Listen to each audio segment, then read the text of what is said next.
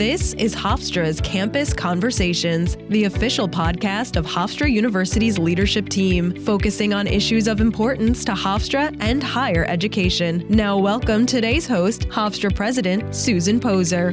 Hello, and welcome to Hofstra Campus Conversation. Today's episode is a celebration of our students, their journeys, and the bright futures ahead for them. We are just days away from our spring 2025 commencement ceremonies, when more than 2,000 Hofstra students will graduate. Today, I am sitting down with 6 incredible members of the class of 2025 to hear their reflections and hopes as they prepare to graduate. So let's dive into their journeys. I'm going to start with Lincoln Anabali, a political science and history major from Massachusetts, and the only student in Hofstra history to serve 2 terms as president of the Student Government Association. Lincoln, you've become such a familiar face and leader on campus. What's next for you after graduation? Thank you for having me today, President Poser. I will be going to the New York University Wagner School of Public Service for my master's in public administration. So I'm really excited to take all of the knowledge and the skills that I've learned here at Hofstra and go off into my postgraduate studies. That's fantastic. Now, we've had a lot of conversations, Certainly. Right, with you as the head of the Student Government Association, and I know you've said things about Hofstra sort of giving you the balance that you were looking for in a college experience, and we certainly do have a close-knit community and real opportunities to lead and grow, and you're a great example of that. What part of your Hofstra experience do you think will have the most lasting impact on you? So the thing that is really special about Hofstra is that right balance for me. So we're not too big where you will see different people every day, and we're not too small where everyone kind of knows you and knows your business. We're right in the middle where you'll see new people every day, but you'll still get the familiar faces. And that's what makes it so special for me, and that's given me so many connections, is I get to meet new people every day and get to hear different experiences across campus. I get to know people in the comm school and the business school while still being a part of the School of Liberal Arts and Sciences. So getting to make those connections across different disciplines and across different interests and different majors makes it so special and has really given me opportunities to learn more about my peers and build connections that I hope go into the future, but also learn more about myself and engage in a whole bunch of different programs and projects. So many activities you've been involved in. Yeah. Yes. Thank you. Yeah, well, thanks, Lincoln. Next, I'm going to ask Dallas Jackson, a journalism major from Boston with a passion for sports broadcasting. Dallas, you've made the most of Hofstra's hands-on media opportunities, from sideline reporting at Division I games to working with WRHU and even the Madison Square Garden networks. So tell us a little bit about that and what's next for you after graduation. It was honestly such a pleasure to be asked to join MSG Broadcast to do sideline reporting for a Division I men's basketball game. Sideline reporting is actually my long-term professional goal. It's something that I've been in love with since I was a kid. There's so many amazing women in the field that I look up to, so being able to just have that one moment for one game to be able to do what I've been working towards my entire life. What comes next? I'm currently in the job application process. I have 2 really exciting interviews tomorrow that I'm looking forward to. I'm specifically looking for opportunities related to college athletics, communication opportunities, as well as production assistant opportunities back home in Boston. That sounds very interesting. I'm sure you're going to just do very well. Thank you. You've also done a lot during your time here. As I was saying, you had an internship also at SNY. That's the Mets channel, Mets right? and Jets. Yes. And working as a Pride Guide. Yeah. Now tell us what a Pride Guide is for those who may not know. A Pride Guide is our student ambassador position here at Hofstra. We do tours. We also just do different speaking opportunities to encourage and educate people on why Hofstra University is such an amazing place. Yeah, and the Pride Guys just do an incredible job. Whenever I have a guest on campus, I always ask for a Pride Guide to take them around. Much better job than I could do. So I'm going to ask you a question similar to what I asked Lincoln. At what moment for you, whether it was on the air, behind the scenes, or out and about around campus, what do you think you're going to carry with you the longest after you graduate? It's really hard to pinpoint one moment in such a plethora of amazing moments that I've had over the 4 years here at Hofstra. I think something that I'll always look back on really fondly is like the mundane, everyday moments of hanging out with friends, especially in front of Bits and Bites. The weather's been beautiful the past couple of days, so just being able to reflect on opportunities where I've just been able to relax with my friends outside, view our beautiful campus, and also see other students in their natural habitat just being together in community will be something that I will always fondly remember. And just realizing that I have such this beautiful community here at Hofstra. Yes, and they'll be out in the world and they'll be your network still. Yeah, of course. Yeah, and I'll also mention that some of us liked that so much we really never left university. So you can always come back. Get a grad degree. That's very Something true. like that. Something to think about. Yes. Okay. Well, thank you very much, Dallas. Now we're going to be joined by Nadia Sviderska, a finance major from California. Nadia, you've taken full advantage of Hofstra's offerings, from internships to a semester abroad, and I know exciting things are ahead for you. So what's next for you after graduation? Yeah, it's been an incredible 4 years. Starting in July, I'm going to be starting with Edgemont Partners, which is a healthcare-focused investment bank, and I will be an investment banking analyst in Manhattan.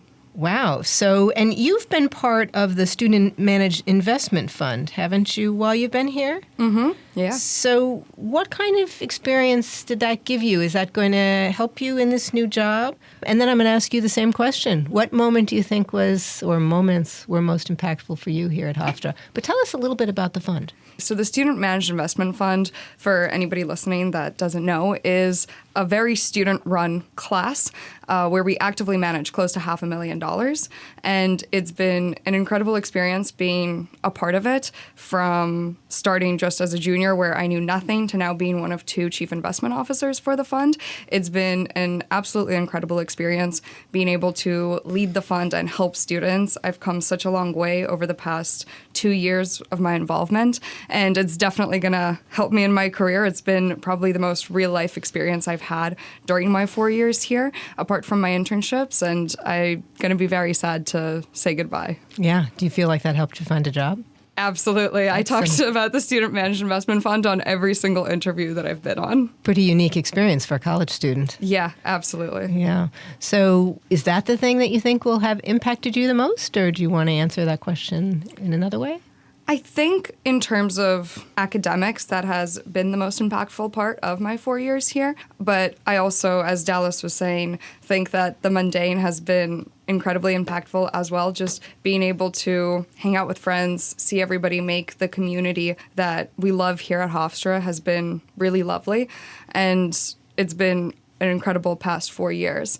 I also think that the internships that I've had are going to really help me long term as well. It was a very surreal moment walking out of Grand Central for my first day of my internship, coming all the way from California, knowing that that's what I've been working for the past many years. Finally being able to achieve those dreams and now moving into the city full time is really exciting. Yeah. Thank you, Nadia. So now let's bring in Jake Epstein, a video and TV major from Amagansett, New York. Jake, you've interned at SNL, Saturday Night Live, last week tonight, and even produced for WABC AM radio. Now, that's a pretty impressive resume before even walking across the commencement stage. So what's next for you after graduation? Well, I've been talking with a lot of the folks as recently as this morning, previous internships, about possibilities at their companies post-grad. You know, Saturday Night Live is going to be starting a show in London, so there's a possibility there, but you never know. It's not a shoe-in, because I'm sure they're looking for people on the other side of the pond to be leading up the charge on that show, but just to be working in live events for sports or comedy, that's where my passions lie, and definitely want to work in that field post-grad. I heard that you've called Hofstra a studio playground, a place where you could turn ideas into reality. And for you, this was from comedy writing to covering the Super Bowl, which we haven't talked about yet, and even being part of Hofstra Votes Live at the Harris campaign headquarters on election night. You've had some really incredible moments here. If you want to say something about that, please do. And then, again, I'm going to ask you the same question about your experiences, the impact of your experiences. I think what's so special about the program here is that no matter what idea you have when you come here as a 17-year-old freshman, I think the faculty and everyone from the adjunct professors to the dean's office and even upperclassmen helping out the freshmen, they really want to help you do whatever it is that you want to do and help tailor your passions towards that. So when I came in and I met people like Dean Luke and John Mullen from the radio station, I told them I wanted to work in comedy. So, John at the radio station let me create a comedy show, and we had shows already like Thursday Night Live, which is now in its 23rd season, run fully by students, and different programs like that have been stomping grounds for people to hone their craft for years. And you can take ideas that you have in your dorm that come to you and keep you up at night and come to you at 3 a.m, and you can write them with your friends, and then the next day be shooting them and have them be on the screen a couple days later. And that's just such a special thing to be able to have the facilities here to make that possible, and the people here who allow you to do that. That sounds like a lot of impact. Yeah, absolutely. Yeah, that's great. Thank you for sharing that. Absolutely. So now let's welcome Megan Carroll, a health science major from Ohio, on the pre-med track. Megan, your time at Hofstra has included everything from clinical research to D1 lacrosse to serving as an EMT. So what's next for you after graduation? After graduation, I'm going to be staying around Hofstra for a year while I apply to medical school. And I'm going to be working as an EMT and continuing a lot of my clinical research on the side. I've heard you've said that being busy made you better, juggling athletics, academics, and emergency medicine. What's one moment when you realized that you were more strong and capable than you thought? I think the interesting thing is you don't realize how strong or capable you are until after something is over. So my junior year, I was studying for the MCAT while also doing all the other things on the list. Ironically, I received my MCAT score during lacrosse practice. I excused myself and told them I had to get a Band-Aid. When I opened that score, it made me realize that I was actually more capable than I thought through all the busyness that I had been in the past 3 months. So what kind of doctor do you think you want to be? I'm not sure yet. Like my resume of having a bunch of different things, I have a bunch of different interests in medicine. I have done most of my research in the geriatrics, dementia care, advanced care planning space, but I also love emergency medicine. It's one of my passions. I'm definitely very open to figuring that out once I get to medical school. Can you tell us what might have impacted you most here? I think what impacted me most was the opportunity to do so many things. I think in high school you kind of get boxed into one of your identities, but at Hofstra I've been able to spread my wings and do a bunch of different things, which has really allowed me to have a lot of balance in my life. Even though I'm so busy, everything kind of uses a different part of myself, so it never gets too overwhelming. You're all making me just want to go back to college, I gotta say. Well, thank you very much, Megan. So now let's hear from Roshni Varki, a computer science major from Williston Park, New York. Roshni, you came to Hofstra thinking you'd become a physician assistant, and now you're about to start a career in aerospace engineering. Tell us how that happened and what's next for you after graduation. Yeah, so I originally came to the school in the PA program. It's incredible and amazing. I promptly realized that was not the field for me, and the computer science faculty really supported me and made me realize this is where I actually want to be.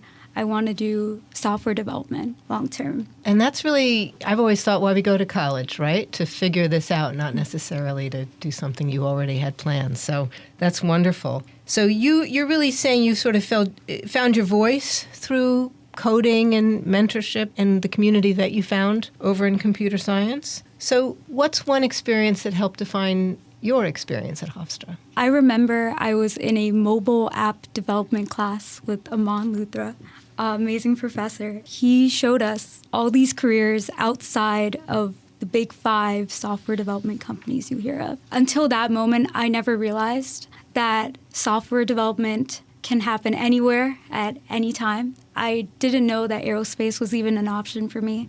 And it was in that moment that it just clicked that I want to pursue a career in software engineering for an aerospace company. And that's what I'm going to be doing after graduation. So where are you going to be going? I'll be in Florida working for Northrop Grumman. Fantastic. Congratulations. Well, I think I'm also going to cry at graduation as I shake all of your hands. We don't want to lose you. My goodness. So now I'm just going to throw out a few questions and just get your feelings. The first one is, as you look toward the future, what excites you and what concerns you? So, Lincoln, I'll go back to you. I think that there's a lot to be for both of those emotions. There's a lot to be excited for, especially, moving on from Hofstra and opening up kind of a next chapter in my life.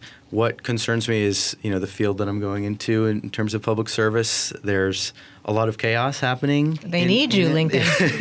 I'm excited for that challenge because, being at Hofstra the past 4 years, working with you and working in student government has given me a lot of the skills to kind of face challenges and understand what to do when problems arise. So going into the field of public service at a time of such chaos and challenges is really exciting for me because I feel really prepared to take on whatever challenges any problem throws at me in my grad program. And then once I graduate from NYU, whether I go into government or go into the nonprofit sector, I'm excited to take it on by the horns and master it from the skills I've learned at Hofstra. Well, I think you've got what it takes, and you've got a lot of what it takes. But one of those things is to be a little bit fearless. Yeah.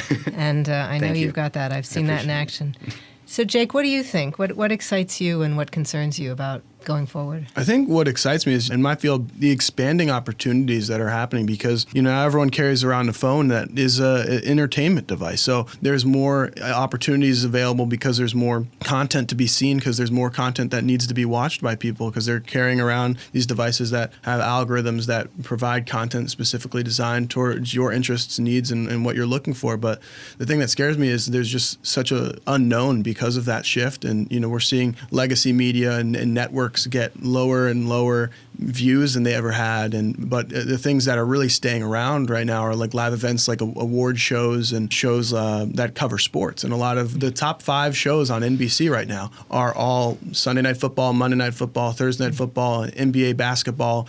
It's not sitcoms anymore that are bringing in big money for networks. It's live sports. So it'll be interesting to see how that shift keeps going and moving forward as we move from watching things on bigger screens and on cable to content that we can consume on our phones on the toilet or in the subway or on the street.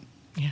All right. Lots of challenges out there. So now, Dallas, I'm going to ask you, what's one global or social issue that you hope to be part of improving during your lifetime? My whole life, I've been incredibly passionate about expanding the promotion of women's sports. I grew up playing a lot of sports through my youth, and I've followed women's sports, and I'm really encouraged by how much expansion we've currently already seen, from the WNBA expanding into Canada to the PWHL continuing its great first-year run and expanding other teams that they're getting, as well as women's professional volleyball is now coming to North America. So I'm very encouraged by what I'm seeing right now. I'm incredibly excited to get involved in the field of promoting and shining a light on the amazing women participating in professional athletics, something that I've always admired since I was a really little kid. That sounds like a fantastic plan. How about you, Nadia? What do you think? I'm joining a investment bank that deals primarily with healthcare clients. I'm very excited to be able to be a part of that industry, even though it is from a finance perspective. I could never be a doctor or anything like that, but still being able to be a part of that industry, which is so vital to our society, is really exciting for me. Thinking long-term, sustainable finance and green finance, which revolves around climate change risk, has been developing very rapidly within the United States. I hope to somehow play a part in that in the future. Great. So let's close with a few final thoughts. And that's the question of, how do you plan to stay connected with Hofstra after you graduate? I'll go to you first, Megan. You're going to be here after you graduate, so we're not counting that first year. Being a part of the lacrosse team has been a big community for me. We all support each other and come back to games, so I'm really looking forward to being at the games, not on the sidelines, but in the stands to cheer my friends on. Also, Hofstra's connection with Northwell and the Feinstein Institutes has been a huge part of why I've been able to get involved in a lot of the research I have. I imagine that I will stay connected through there. It's been really exciting to see all of the changes that are kind of in the works in the healthcare industry and how Hofstra's been a part of that. So I'm excited to stay connected through those. Wonderful. And Roshni, how about you? How are you thinking about staying connected? So I am moving, obviously. I'm involved with 2 incredible Greek organizations here on campus, and I am planning on being an active alum for both. I'm also planning on coming back and helping my department any way I can. I know certain professors bring back certain students to help teach a class every once in a while, and I would love to be a part of that. Oh, that would be fantastic. And I travel down to Florida in the winter, of course. We always host an event down there for alumni, so keep your eye out for that invitation. I'm excited. Yeah. We've done a bunch of these Campus Conversation podcasts, probably about 10 of them or so by now. If one is going to go viral, I guarantee you it's going to be this one. You guys are terrific and really appreciate you joining in this conversation. Lincoln, Dallas, Nadia, Jake, Megan, and Roshni, thank you for your time, your honesty, and your leadership while you've been here at Hofstra. You represent the very best of this university, and it's been an honor to be here and watch you all grow. In fact, I've been here 4 years just like you, and I'm not getting another college degree when the end of May comes around, so you're one step ahead of me.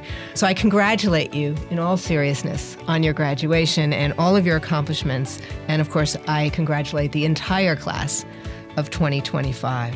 If you would like more information about this year's graduation ceremonies, please visit hofstra.edu/commencement. And thanks to you, our audience, for listening. We'll see you next time on Hofstra Campus Conversations. If you have questions, comments, or topic ideas for Hofstra's Campus Conversations, please email podcast@hofstra.edu. Hofstra University has produced and provides this podcast for general information only. It is created in collaboration with WRHU Studios.